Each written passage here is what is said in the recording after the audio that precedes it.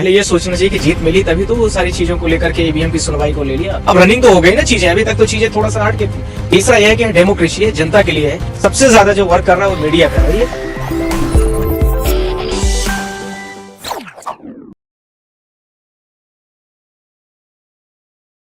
मौजूदगी है supreme court में और हमारे साथ बातचीत करने के लिए सुप्रीम कोर्ट वकील नरेंद्र कुमार मिश्रा जी हैं, जो लगातार ईवीएम को लेकर सवाल खड़े कर रहे हैं। सर, क्या कहेंगे अब जो है ईवीएम का जो मामला है लगातार बढ़ता जा रहा है, क्या आने वाला है फैसला इसमें? पहली बात तो मैं आप लोगों के माध्यम से कहना चाहता हूं कि honourable chief justice of India, second जो ऑनरेबल हमारे संजीव खन्ना साहब हैं, उन लोगों ने इतना अच्छा किया है कि पहली बार ईवीएम की सुनवाई को उन्होंने इस पिटीशन को एक्सेप्ट कर लिया। पहली चैलेंजिंग काम तो ये हुआ। दूसरा सबसे बड़ा मुद्दा था मध्य प्रदेश छत्तीसगढ़ का, तो नंबर ऑफ जो कंप्लेंट्स थे वो ज़्यादातर मध्य प्रदेश से रिलेटेड थे, इसलिए उन्होंने इस मैटर को रेफर कर दिया मध्य प्रदेश में। तीसरा इसका सबसे बड़ा फायदा ये हुआ कि इन्होंने टाइम बाउंड कर दिया कि ये सारे के सारे मैटर जितने भी हैं, ये सारे के सारे मैटर टाइम बाउंड के साथ में होंगे, एज पर मैनर में होंगे। तो जो भी हाई कोर्ट होगा उस हाई कोर्ट को उन्होंने डायरेक्शन दे दिया कितने टाइम के साथ में आप सारे लोग इसको जो है तो कंप्लीट करिए। तो ये सारी चीज़ों के साथ में ये चीज़ें आ गई। तो इसमें 3-4 चीज़ों को लेकर के फायदा था। एक तो एक ईवीएम की जो सुनवाई पर बहुत दिनों से ये लग रहा था कि ईवीएम पर बैन है, वो नहीं सुनी जाएगी, तो ईवीएम पर जो है तो सुनवाई हो गई और शुरू हो गया, कोर्ट ने एक्सेप्ट कर लिया। ये भारत देश के लिए काफ़ी, डेमोक्रेसी के लिए काफ़ी बड़ी चीज़ थी और काफ़ी बड़ा अचीवमेंट था। दूसरा, ऑनरेबल जस्टिस खन्ना ने जब हम बेंच में गए और आर्गूमेंट शुरू हुआ तो उसके बाद पहला स्टेटमेंट बोला कि entire thing has been over. तो हमने उनको खुल के इस चीज़ का जवाब दे दिया था कि honourable this matter is already running since from the 3rd of December because already get here delivered the letter petition before the chief justice of India। तो ये नहीं कह सकते आप कि ये मैटर जो है तो हमने डिले किया है। दूसरा ये था, तो उन्होंने फिर इसीलिए तो टाइम बाउंड कर दिया। लेकिन सर, इसमें जो है एक बड़ी खबरी सामने निकल के आ रही है, कहा जा रहा है कि जो अब कपिल सिब्बल हैं, जो बड़े वकील हैं, उनका भी आपको साथ मिला है, वो भी ईवीएम की आवाज को लेकर। देखिए, मेरे जितने भी सुप्रीम कोर्ट में वकील हैं सब मेरे गुरु के समान हैं। कपिल सिब्बल जी हमारे बड़े गुरु हैं और सब और बी ग्रेड सी ग्रेड सब हमने अपने आप से डिवाइड करके रखा है। उनका इंटेलेक्चुअल पावर हमें अच्छा लगता है और वो हमारे गुरु के समान है। और तनखा साहब भी हमारे गुरु की तरह है। जो भी बड़े बड़े लॉयर्स हैं, हमें यदि कुछ किसी से सीखने के लिए मिलता है तो हर आदमी हमारे गुरु की तरह है। और मुझे लगता है कि इस प्रोफेशन में हर व्यक्ति को हमेशा नया कुछ न कुछ सीखने की ही ज़रूरत होती है, वो सीखता रहता है। तो मैं इसलिए उनका सम्मान करता हूँ। और यदि मुझे कहीं कोई चीज़ की इशूज़ आ रहा है, दिक्कत होती है, तो मैं हमेशा पूछता हूँ कि सर इसमें ये प्रॉब्लम आ रही है, हम इसको कैसे करें, नोटिफाइड कैसे करें, इस मैटर को कैसे करें। तो वो हमेशा जो है तो वो चीज़ें चलती रहती है। सवाल सर ये है कि जिस तरीके से ईवीएम को लेकर आप आवाज उठा रहे हैं, आप कपिल सिब्बल जी से भी मिले, तो क्या बातचीत हुई ईवीएम को लेकर? देखिए, हमने सिब्बल साहब से भी रिक्वेस्ट किया था, हमने तनखा साहब से भी रिक्वेस्ट किया था, और भी जो हमारे सिंघवी साहब हैं और भी जो बड़े लॉयर्स हैं सुप्रीम कोर्ट के, हमने सबसे बोला था। तो उन्होंने बोला तुम स्टार्ट करो अपना जो कर रहे हो। तो हमें लगा कि ये लड़ाई स्टार्टिंग में हमें ही लड़नी पड़ेगी। मैं मीडिया के सामने मेरी ऑनेस्टी बोल रहा हूँ, पर ये है कि सब ने बोला था कि मेरा आशीर्वाद तुम्हारे साथ है, पर आशीर्वाद ही उनका साथ था मेरे साथ में। और जब मैं मेंशनिंग मैटर में जब चल रहा था और उसके बाद जब आर्गूमेंट कर रहा था तो हरीश साल्वे साहब भी थे और हमारे गुरुजी सिब्बल साहब भी थे और इसके साथ में सिंघवी जी, लोग जितने भी बड़े लॉयर्स इंडिया के टॉप ब्रांड से सब के सब वो हेयरिंग पर उस समय पर प्रेजेंट होकर सुन रहे थे और मैं आर्गूमेंट कर रहा था। तो मेरे लिए अच्छा था, ये नहीं लग रहा था कि मैं अकेला हूँ, मुझे ये लग रहा था कि सब लोग मेरे, और कम से कम मैं ये कहना चाहता हूँ कि 400-500 वकील पूरा, क्योंकि ये बड़ा मुद्दा था और सबको यह लग रहा था कि कुछ भी हो सकता है इसमें, इसलिए बहुत सारे लोग वहाँ पर खड़े भी थे। 500 वकील, लगभग 400-500 वकील तो थे, क्योंकि 100 के आसपास की स्ट्रेंथ तो रूम की है। उसके बाद पूरा हॉल में बहुत सारे लोग खड़े थे, बहुत सारे लोग बाहर खड़े थे। लगभग 500 वकील ईवीएम की आवाज को वहां पर बुलंद कर। करेक्ट, वो सारे वकील इकट्ठा हैं इस मुद्दे में, क्योंकि डेमोक्रेसी है। यदि वकील नहीं लड़ाई लड़ेगा, मीडिया अपनी आवाज नहीं उठाएगी, जनता 140 करोड़ की जो जनता है वो अपने प्रश्न नहीं करेगी, तो फिर देश में करेगा कौन? ये तो हमेशा रहा है कि जो डेमोक्रेसी है, डेमोक्रेसी में जनता को लड़ना पड़ा है। और हमारा सिर्फ और सिर्फ इलेक्शन कमीशन से जो कुछ चीज़ें हैं तो उन्हीं से हमें क्वेश्चन भी रेज करना है और उन्हीं से हमें सब चीज़ों को जानकारी भी लेना है और उन्हीं के साथ में हमें हर चीज़ों का रिप्लाई भी लेना है। तो हमारा इलेक्शन कमीशन से ही जो चीज़ें हैं उन्हीं से हैं, बाकी से हमारा कोई मतलब। लेकिन सुप्रीम कोर्ट ने भी इसको हाई कोर्ट भेज दिया है। क्या लग रहा है हाई कोर्ट में आगे चल के जिस तरीके से ईवीएम की आवाज़ आप लगातार उठा रहे हैं, तो क्या इसको आप जीत मिल पाएगी? अब तो आपको पहले ये सोचना चाहिए कि जीत मिली तभी तो वो सारी चीज़ों को लेकर के ईवीएम की सुनवाई को ले लिया, नहीं तो ईवीएम पर बैन था पूरा। मैं तो आप लोगों के माध्यम से पहले दिन से ही बोल रहा हूँ। दूसरा सबसे बड़ी बात यह है कि ईवीएम में सुनवाई तो मध्य प्रदेश छत्तीसगढ़ दोनों रीजनल स्टेट हैं, वहाँ पर मैटर चला गया। यदि आवश्यकता होगी तो फिर सुप्रीम कोर्ट आ जाएगा। अब रनिंग तो हो गई ना चीज़ें, अभी तक तो चीज़ें थोड़ा सा हट के थी।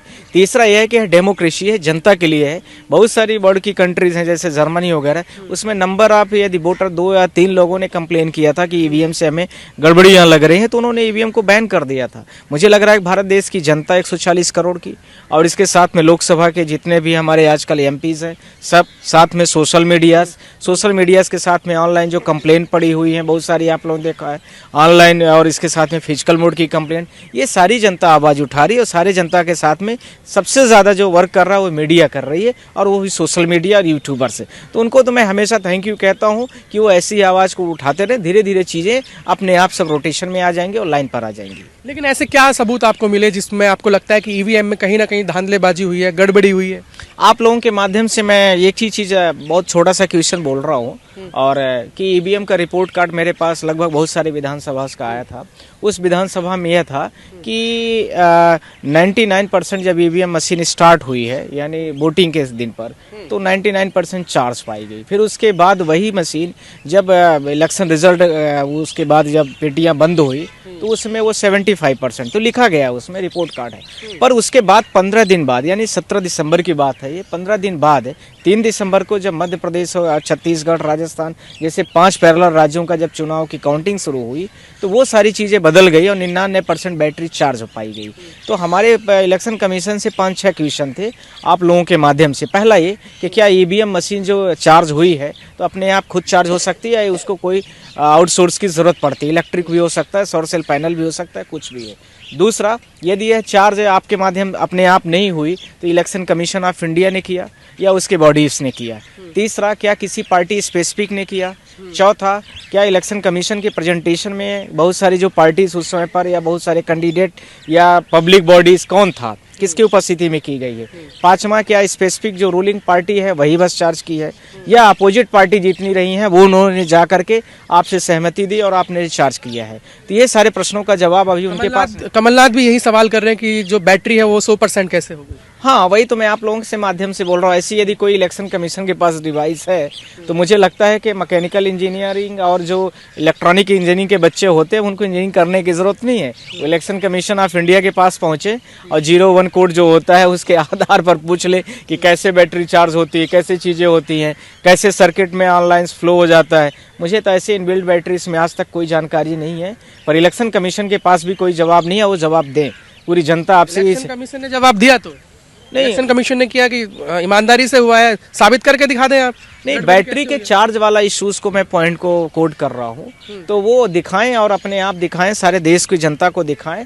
साथ में मैं आप लोगों के माध्यम से यह भी बोलना चाहता हूँ कि यदि ईवीएम में उनका समाधान नहीं हो पा रहा है, तो सारी जनता समाधान नहीं ले पा रही है, तो आप उसको ईवीएम को ओपन जगह पर प्लेस पर रखिए और वहाँ पर सीसीटीवी कैमरा पूरी इंडिया की जितनी भी डिजिटलाइज मीडिया से प्रिंट मीडिया सबको लगा दीजिए। वर्ल्ड के जितने भी हैंकर है सबको बुला लीजिए, इंडिया के भी हैंकर बुला लीजिए। इसके साथ में जो वर्ल्ड की बड़ी बड़ी कंट्री जिन्होंने ईवीएम को बैन किया है उनको भी बुला लीजिए। क्या कारण है कि आपने बैन कर दिया है? बांग्लादेश हमसे डेमोक्रेसी सीखने वाला 1971 में वो इंडिपेंडेंट कंट्रीज बनता है, वो भी आज देखिए आपकी ईवीएम को बैन कर दिया है। तो हमें कुछ लोगों से सीखने की जरूरत है। मानते हैं कि अपने भारत का जो वो है चुनाव आयोग, कहीं ना कहीं जो धांधली है वो उसमें मिला हुआ है, भाजपा से मिला हुआ है? मैं किसी स्पेसिफिक पार्टी से नहीं कहूँगा, पर यह मैं जरूर कहना चाहता हूँ कि जो उनको राइट्स दिया गया है वो काम नहीं कर रहे हैं। आपको वो काम करने के लिए अपॉइंटमेंट किया गया है, आपका स्पेसिफिक आर्टिकल्स बनाया गया है इतने बड़े कॉन्स्टिट्यूशन में, और किसी के लिए तो नहीं बना दिया गया है। तो आप उस राइट्स का यूज करिए, जनता आपका बिल्कुल रास्ता देख रही है।